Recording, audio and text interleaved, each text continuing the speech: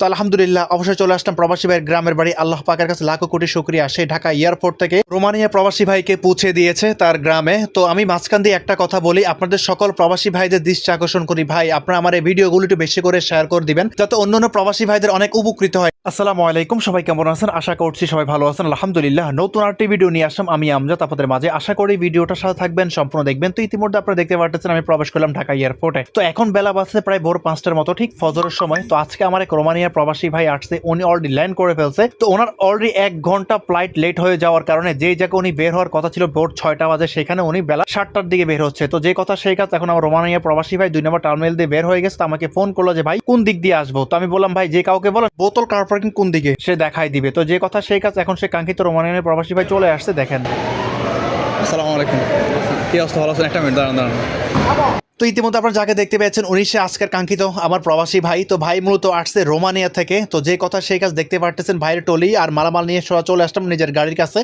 তো এখন ভাইয়ের যে গাইডগুলো ছিল এগুলো সুন্দর করে নিজ দায়িত্বে সেটিং করে ফেলবো। তো ভাই বিগত 13 থেকে 14 দিন আগে আমার সাথে যোগাযোগ করে, আজকে 13-14 দিন পর ভাই ফাইনালি বাংলাদেশে আসে।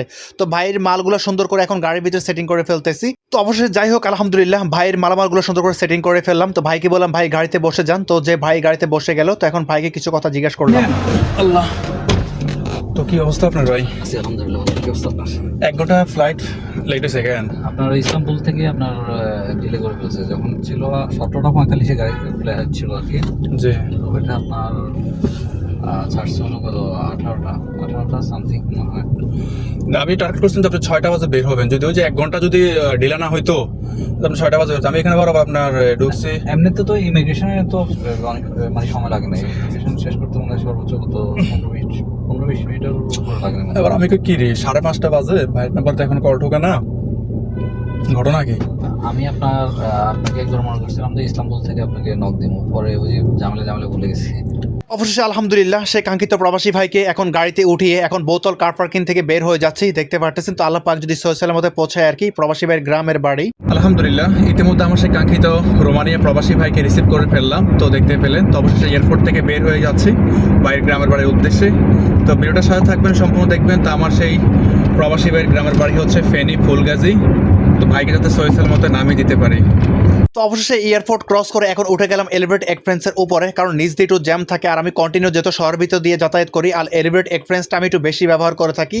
তো আলহামদুলিল্লাহ ঢাকা শহর পার হয়ে এখন চলে আসলাম আমাদের ঢাকা চট্টগ্রাম মহাসড়কে। আর এদিক দিয়ে দেখেন আমার প্রবাসী ভাই কি সুন্দর আরামে ঘুমাইতেছিল। আসলে একটা প্রবাসী ভাই যখন সে বাংলাদেশে আসবে তার অনেক প্রিপারেশন থাকে, সেই প্রিপারেশন থাকার কারণে সে শান্তিমতো ফ্লাইটে ঘুমাতে পারে না, এর আগেও সে বাসায় থাকা অবস্থায় ঘুমাতে পারে না। সে জার্নি করে আবার বাংলাদেশে যখন ল্যান্ড করে ঢাকা এয়ারপোর্ট থেকে তার গন্তব্য পৌঁছানো পর্যন্ত সে জার্নি করতে থাকে, তার সেক্ষেত্রে তার শরীরটা অনেকটাই খারাপ হয়ে যায়। তো আল্লাহ করে এখন আমি চলে আসলাম প্রবাসী ভাইয়ের গ্রামের ভিতরে প্রবেশ করে ফেললাম। তো এটা হচ্ছে মূলত ফেনী ফুলগাজী একটা গ্রাম। দেখেন কি অসাধারণ দৃশ্য আর কি মুগ্ধকর দৃশ্য, মানে দেখে পুরো অবাক হয়ে গেলাম। সেই অসাধারণ দৃশ্যগুলো আপনাদের মাঝে আমি তুলে ধরলাম। তো আসলে এইসব প্রবাসী ভাইরা অনেকে গ্রামের অসাধারণ দৃশ্যগুলো দেখে তাদের মন মানসিকতা অনেকটাই ভালো হয়ে যায়। তো আলহামদুলিল্লাহ অবশ্যই চলে আসলাম প্রবাসী ভাইয়ের গ্রামের বাড়ি। আল্লাহ পাকের কাছে লাখো কোটি শুকরিয়া, সেই ঢাকা এয়ারপোর্ট থেকে রোমানিয়া প্রবাসী ভাইকে পৌঁছে দিয়েছে তার গ্রামে। তো আমি মাঝখান দিয়ে একটা কথা বলি, আপনাদের সকল প্রবাসী ভাইদের দৃষ্টি আকর্ষণ করি, ভাই আপনারা আমার এই ভিডিওগুলো একটু বেশি করে শেয়ার করে দিবেন যাতে অন্যান্য প্রবাসী ভাইদের অনেক উপকৃত হয়। কারণ আমি আমজাদ আপনাদের বিশ্বাসের মর্যাদা দিয়ে আপনাদেরকে সার্ভিস দেওয়ার চেষ্টা করি। তো এতটুকু আপনাদের প্রতি রিকোয়েস্ট আমার থাকবে। তো প্রবাসী ভাইয়ের যে মালামালগুলো চলে দেখতে পাচ্ছেন, যে লাকিজগুলো, এগুলো এখন নিজ দায়িত্বে নামিয়ে দিলাম। তো এখন চলে আসলাম প্রবাসী ভাইয়ের যে বাসা, সে বাসার ভিতরে। তো দেখেন এই যে প্রবাসী ভাইয়ের ছেলে, মানে ছেলে তো তার বাবাকে দেখে এতটা খুশি যা ভাষায় প্রকাশ করা যাবে না। বলতেছে ভাই এটাই হচ্ছে আমার বড় ছেলে। তো প্রবাসী ভাই কি আর করবে, ছেলেকে কোলে নিয়ে অনেকটাই মানে আদর যত্ন করতেছিল। তো এখন আমি প্রবাসী ভাইয়ের বাসার ভিতরে প্রবেশ করতেছিলাম। তো আলহামদুলিল্লাহ অবশ্যই আমার সেই কাঙ্ক্ষিত রোমানিয়া প্রবাসী ভাইকে নিয়ে চলে আসলাম ওনার গ্রামের বাড়ি। এখন বর্তমানে ওনার বাড়িতে আমি আছি। তো ভাই আপনি তো আসলেন এয়ারপোর্ট থেকে পর্যন্ত আপনার গ্রামের বাড়িতে, রাস্তাঘাটে কোনো প্রবলেম ফেস করছেন কি? এমনকি আমাদের প্রবাসী ভাইদের উদ্দেশ্যে কিছু বলেন।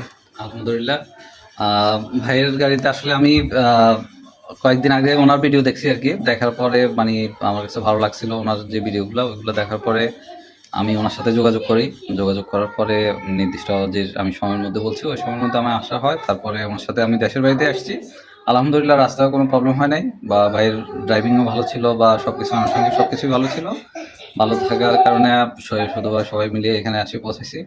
আলহামদুলিল্লাহ আপনারা যারা ভাইয়ের ভিডিও দেখেন নিঃসন্দেহে প্রবাসী ভাইরা বিশ্বাস করে আসতে পারেন। আমার দৃষ্টিকোণ থেকে আমি ওনাকে মানে 100-100ই বলবো যে ভালোই সার্ভিস দিছে অনেক, এই আর কি। তো আসসালামু আলাইকুম। তো যাই হোক, ইতিমধ্যে আমার রোমানিয়া প্রবাসী ভাই কি বলছে আপনি ইতিমধ্যে শুনতে পেয়েছেন। আজকে ভিডিওটি এ পর্যন্ত। যদি ভালো লাগে অবশ্যই শেয়ার করে দিন আর পেজটি ফলো করে দিবেন, যাতে সবার আগে ভিডিও চলে যায় আপনার কাছে। আর যারা ইউটিউব থেকে দেখছেন অবশ্যই চ্যানেলটি সাবস্ক্রাইব করে দিন। সবাই ভালো থাকবেন। আসসালামু আলাইকুম।